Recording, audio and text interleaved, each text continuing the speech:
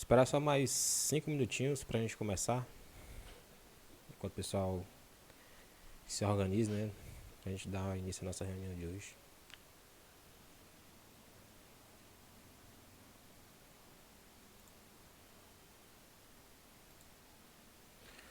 Hoje eu vou gravar a aula para deixar para vocês utilizarem também nas próximas aulas, mandar pro pessoal. A aula passada eu não consegui gravar, deu um probleminha aí, não salvou. Eu estou usando outro programa hoje para salvar aqui para ficar mais fácil para vocês.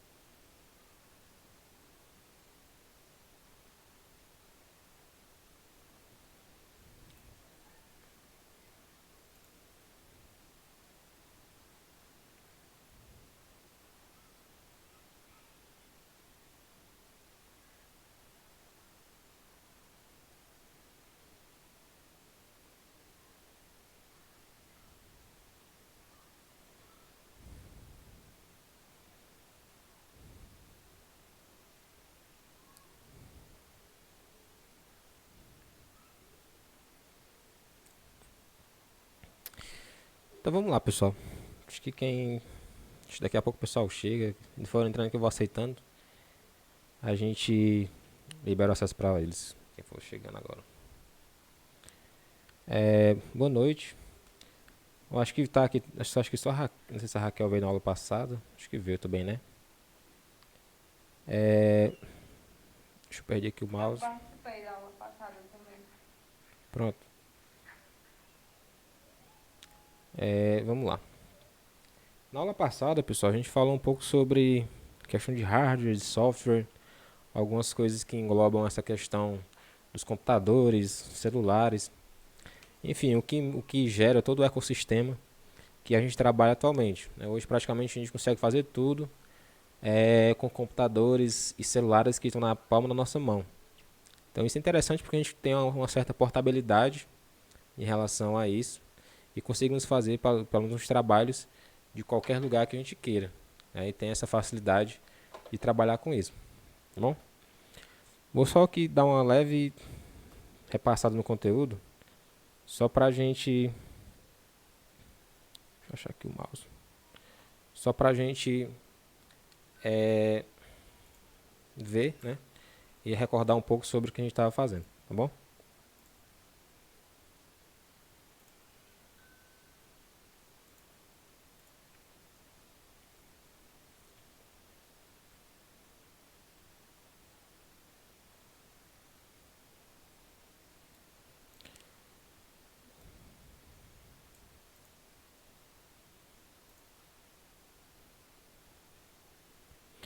Bem, na aula passada a gente falou um pouco sobre... Eu vou colocar aqui nossa agenda, né? A gente estava lá ontem.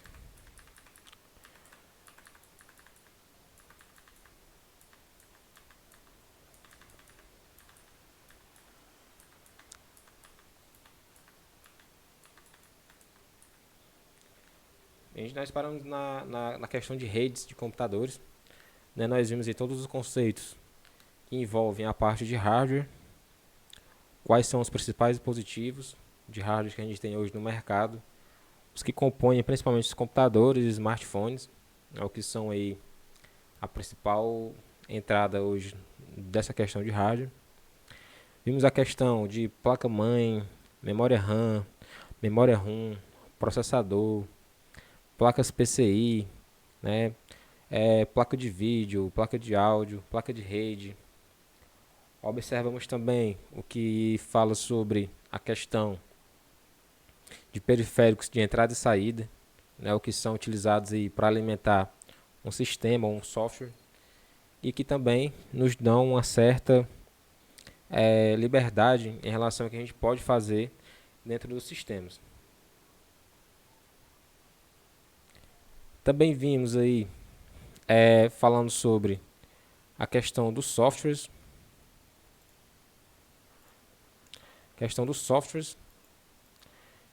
como é que os softwares eles interagem com o computador, como é que eles fazem para conseguir manipular as informações, né? Nós vimos lá que em relação à questão de pulsos elétricos, até fizemos a observação da questão da folha da ouro da memória, né? Que ele consegue fazer isso de forma rápida e segura.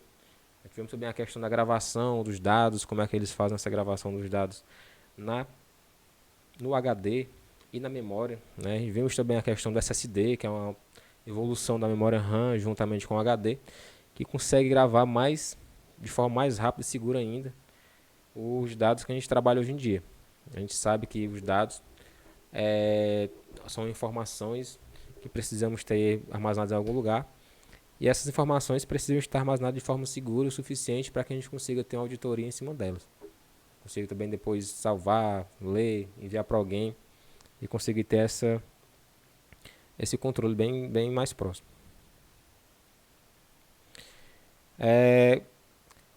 E falamos aí, né, começamos a falar um pouco sobre rede de computadores e como essas redes elas se comunicam entre si e como elas fazem para importar os dados que a gente acessa no dia a dia. A gente vê aí que todo tipo de rede ele tem uma certa configuração para a gente conseguir acessar. Até falamos um pouco sobre alguns equipamentos, né, sobre o roteador, sobre o hub, sobre o switch, servidores, modem 3G, 4G, entre outros, tá bom? Então hoje nós vamos falar um pouco, né, terminar essa questão de redes e começar hoje a falar um pouco sobre os softwares aplicativos, né, que são aqueles softwares que a gente utiliza no dia a dia para que a gente consiga fazer com que os nossos dados eles também sejam manipulados e a gente consiga criar os nossos próprios dados para que eles sejam armazenados e executados por aí, tá bom? Então vamos lá, a gente já viu essa questão aqui da classificação dos equipamentos, e da classificação de redes, né? A gente já sabe como é que essas redes funcionam, como é que elas se comunicam. Só que agora a gente vai entender um pouco mais, de forma mais profunda, como é que esses dados eles trafegam na rede entre elas, tá bom? Então vamos lá. Aqui a gente tem aquela mesma figura que a gente tinha anteriormente, né, que é essa daqui, que ele forma um esquema mais básico, mais elaborado, só que de forma mais atualizada. Então aqui a gente já tem o seguinte, ó. Nós temos os computadores, né, os roteadores, e aqui a gente tem uma conexão externa com o nosso provedor, tá bom? O que é, pessoal, um provedor? Um provedor, ele é uma empresa especializada em vender internet, que ele nos fornece um link de comunicação com a internet. Então, por exemplo, BrisaNet, Shalom, QualityNet, que tem na Pedra Branca, LucasCell, né, aquele pessoal ali da LucasNet, todas elas são o quê? São empresas que fornecem internet para que você consiga acessar essa internet de qualquer lugar, né? Pelo menos a ideia é essa. Então você pode acessar a sua internet através do smartphone, do computador, do tablet, do PC de mesa, de um notebook, enfim, de qualquer lugar que se comunique com a internet. Hoje nós temos também, né, as televisões, as Smart TV, que também se conectam à internet. Já temos geladeira, ar-condicionado, enfim. Temos vários tipos de equipamentos que se conectam à internet. E esses equipamentos, todos eles precisam se comunicar de alguma forma com o meio externo. Esse meio externo ele é controlado por onde? Né? Através de servidores. Tá bom? São os servidores que vão dizer para a gente onde é que está localizado cada endereço para que a gente consiga acessar a internet. Tá bom? A internet ela funciona de uma forma bem simples. Você pede o acesso de alguma forma para um computador. O computador vai buscar nos servidores por aí, aonde está aquele local que você quer acessar, e ele vai nos retornar aquelas informações que você pediu. Tá bom? Até teve um caso recente, não sei se vocês acompanham, que foi derrubado o WhatsApp, agora em 2018, no final de 2018. O WhatsApp ele foi derrubado em várias localidades no Brasil, não sei se vocês acompanharam. O que acontece quando ele é derrubado naquela informação e a gente não consegue se comunicar, tá bom? Houve um corte nesse equipamento aqui, ó, o switch, né, o que a gente falou naquele dia, falamos terça-feira, nesse equipamento aqui.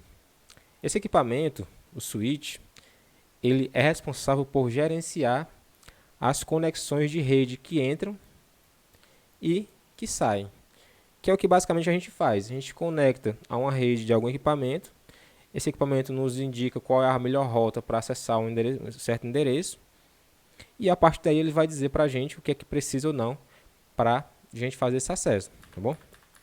Então, uma vez, né, a justiça pedindo para cancelar esse equipamento, ou pelo menos aquela rota específica, a gente não consegue mais acessar esse tipo de link, tá bom? Então ele vai ser derrubado, então perde a comunicação com o servidor, então eu não consigo mais me comunicar com o que eu estava querendo, tá bom? É mais ou menos assim, eu solicito daqui, do meu computador, a rede passa pelo meu Wi-Fi, né, o meu roteador, o roteador manda para o servidor manda para o DNS manda para a internet no mundo, né, onde a gente quer acessar aquele servidor. E ele retorna para o DNS, para o servidor e para a gente. É sempre esse caminho, né? A gente vai, depois volta, tá bom? Todo esse caminho, ele tem um endereço IP, bom? Que é o que a gente vai ver agora. Esse endereço IP, o que é que ele quer dizer para a gente? O endereço IP, ele é um endereço único na internet, bom? Todo endereço IP, ele tem por obrigação ser único. Se ele for clonado, né, que pode acontecer também, o pessoal, geralmente hacker ou empresas maliciosas conseguem clonar esse IP também, e der duplicidade, algum dos IPs na internet vai cair, tá bom? Então, o que é um protocolo IP? Um protocolo IP ele é um protocolo de internet de comunicação entre equipamentos. Tá bom? Você fala, vixe, Felipe, agora você falou difícil, viu? Agora eu não entendi foi nada. Vamos lá. Quando você nasce, né? Quando a gente nasce, a gente recebe um CPF. Não é isso mesmo? Então, todo mundo, pelo menos agora hoje em dia, né, quando você já nasce com CPF. Antigamente não, antigamente você tinha que fazer 16 anos, né, 18 se não me engano, para ter um CPF. Então, assim, o IP, ele é como se fosse o nosso CPF, tá bom? Todo mundo tem um CPF para fazer cadastro, se comunicar, fazer compras, pedir cartão de crédito, enfim, fazer assinaturas. Tudo hoje é feito para a gente com o nosso CPF, não é verdade? A mesma coisa acontece com o protocolo IP. Toda vez que você se conecta à internet, o seu computador se conecta em algum dispositivo que tem acesso à internet, ele vai gerar um IP, tá bom? Esse IP, ele serve para quê? Para que você tenha uma identidade dentro da internet, tá bom? Então, quando você passa a ter uma identidade na internet, você começa a se comunicar e ter uma certa autoridade naquele meio. Então, a partir daí, quando você tem esse endereço IP, você já consegue fazer transações, né, consegue solicitar páginas, consegue solicitar documentos, consegue solicitar, enfim, uma infinidade de coisas que pode ser feito nesses dispositivos, tá bom? Aí, né, o que é que aconteceu aqui? Hoje nós temos dois tipos de IP, tá bom? O IP V4 e o IP V6. Aí você me pergunta, Felipe, por que a gente tem esses dois IP? Não bastava só um? Sim, poderia ser, tá bom? Mas o que é que aconteceu? Desde 2007 para cá, o número de dispositivos conectados à internet meio que triplicou, tá bom? De uma forma exponencial, na internet hoje os números de equipamentos só aumentam, tá bom? Então o que é que aconteceu? O IP V4, se você observar aqui, ele só tem 4 casas, né, decimais. Essas casas, elas só podem ir de 0 até 255 posições. Então, se você observar aqui, se cada casa dessa só pode ir de 0 a 255, você pode ver aqui num cálculo que isso aqui já acabou, né, faz tempo, bom? Do tanto de gente que a gente tem hoje conectada e também do tanto de equipamento que nós temos conectados hoje na internet. Então, por exemplo, se você for observar, em cada casa tenha pelo menos 3 pessoas conectadas à internet. E às vezes uma pessoa ela tem de duas, né, de 2 a 3 equipamentos, por exemplo. Tem um smartphone, tem um notebook, tem a televisão. Só aí já vão que 3 equipamentos conectados para uma pessoa, né? E isso faz com que esse número aqui seja aumentado rapidamente, tá bom? Pessoal, vocês estão entendendo direitinho? Estão tendo alguma dúvida? Qualquer coisa podem perguntar, escrever no chat. Bom que eu venho dar uma olhadinha aqui, vez ou outra. Tranquilo? Bom, feito, pessoal. Vocês estão aí ainda? Então vamos lá, tá bom? Essa questão aqui de 0, né, a 255, ele é uma meta, ela é uma configuração estabelecida para relacionar em relação às casas decimais dos octetos que são utilizados no números binários. A gente não vai ver isso muito aprofundado, só para vocês saberem que existe, né, e dá para colocar isso também no endereço IP, tá bom? Bem tranquilo. E o IPv6, né? Por que o IPv6 ele surgiu? Então, como a gente falou, a quantidade de computador conectado à internet, de gente, né, de equipamentos, Hoje em dia nós temos praticamente tudo conectado à internet. Relógio conectado à internet, pulseiras inteligentes, TV, ar-condicionado, televisão, lâmpadas, né? Tomadas. Enfim, hoje quase tudo pode ser colocado na internet para ter essa comunicação. Então, com esse número extraordinário de equipamentos conectados à internet, surgiu, né, o IPv6 para suprir essa quantidade de conexões. Então, se você observar aqui, ó, o IPv6 ele tem o quê? Ó?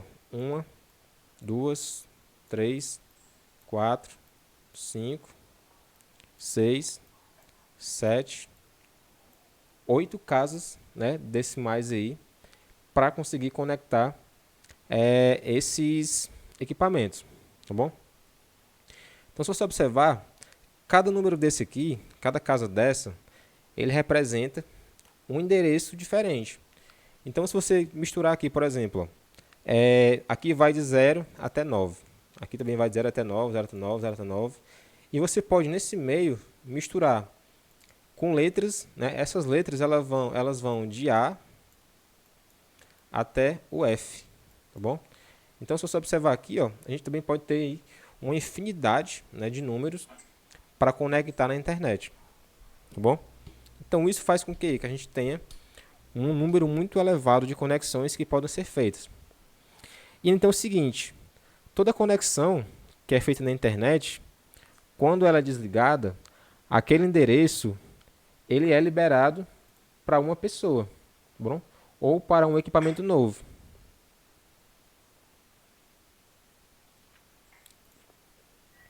Pronto, a Mariana pergunta aqui qual a importância dessa disciplina no curso. Bem, a gente está começando agora a entender um pouco sobre a questão de hardware e a questão de rede.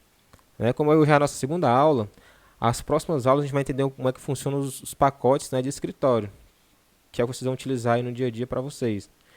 E hoje entender a questão da informática, acho que é basicamente importante até para a nossa vida, né? Para a gente ter aí uma noção de como funcionam as coisas, acessar as informações, ter esse controle e entender como é que funciona praticamente tudo, tá bom?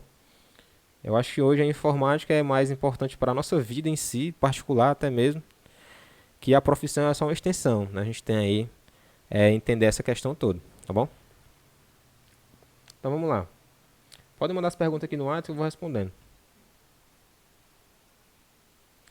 Tranquilo?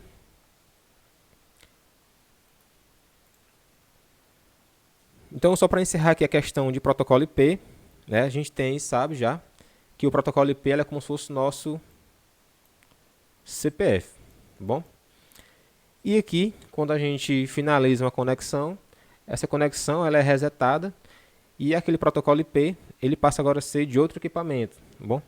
Então ele vem por ordem de chegada. Quanto mais pessoas se conectarem, mais o número vai elevar ou diminuir. Tranquilo? Aí a gente chega aqui nas questões agora de acesso à internet, tá bom? De como você vai acessar a internet e entender como a internet funciona no quesito de conexão ao mundo externo. Hoje a gente entende o seguinte: cada site na internet ele tem um endereço nominal, né? Por exemplo, americanas.com.br ou whatsapp.com ou facebook.com ou até mesmo instagram.com. Cada nome desse representa na internet uma conexão com o mundo, tá bom? Essa conexão ela serve para quê? Para que você tenha um endereço e você consiga acessar a internet, tá bom? Então, por exemplo, o Banco do Brasil, né? O Banco do Brasil ele também tem um endereço na internet. Então, www.bancodobrasil.com.br. Então, você sabe que aquele domínio, né, a gente pode chamar assim, ou nome, ele representa aquela extensão, aquela instância daquele site no mundo virtual. É como se fosse o endereço da nossa casa. Então, por exemplo, Rua João Martins, número 50, né, bairro Maravilha, Quixerambi, Ceará. Tá bom? Isso é o que? É o endereço. A mesma forma funciona na internet para URL, tá bom? Que é o que a gente tem aí de acesso nos nossos sistemas.